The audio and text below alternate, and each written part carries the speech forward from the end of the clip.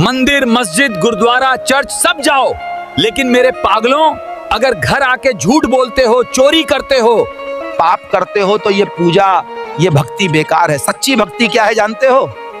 एक भूखे को रोटी देना, एक रोते को हंसाना। याद रखो, भगवान मूर्ति में ही नहीं होते, वो तुम्हारे कर्म में होते हैं मेरे पागलों।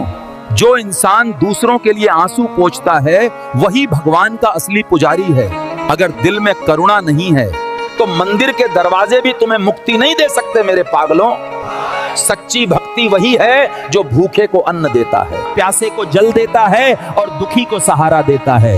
अगर तुम भूखे को खाना नहीं देते, प्यासे को पानी नहीं पिलाते, तो तुम्हारी पूजा सिर्फ एक दिखावा है। धर्म सिर्फ शब्द नहीं, धर्म है जीवन की सच्चाई। जो सच बोलने की हिम्मत नहीं रखता वो भक्त नहीं, नाटकबाज है। धर्म का नाम लेकर अगर नफरत फैलाओगे तो याद रखना, नफरत का फल सिर्फ बर्बादी है। अरे मूर्खों, जो अपने माँ बाप की सेवा नहीं करता, वो चाहे कितने मंदिर, मस्जिद, गुरुद्वारा, चर्च घूम ले, भगवान उसे कभी स्वीकार नहीं करेंगे। एक भक्त मेरे पास आया, उसने पूछा, बाबा सबसे बड़ा पुण्य क्या है? क्या मैं तीर्थ यात्रा करूं? क्या मैं बड़े मंदिर, मस्जिद, गुरुद्वारा, चर्च बनवाऊं? उसने पूछा, बाबा सबसे बड़ा पुण्य क्या है? क्या मैं तीर्थ यात्रा करूं? क्या मैं बड़े मंदिर, मस्जिद, गुरुद्वारा, चर्च बनवाऊं? उस भक्त से मैंने कहा, सबसे बड़ा पुण्य, सबसे बड़ा धर्म अपने माँ बाप की सेवा है। जो अपने जन्मदाता को भूल गया, भगवान को पाने योग्य नहीं भक्त।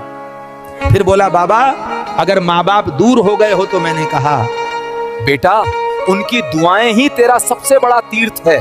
माँ बाप की आशीष से बढ़कर कोई मंदिर, कोई यात्रा नहीं।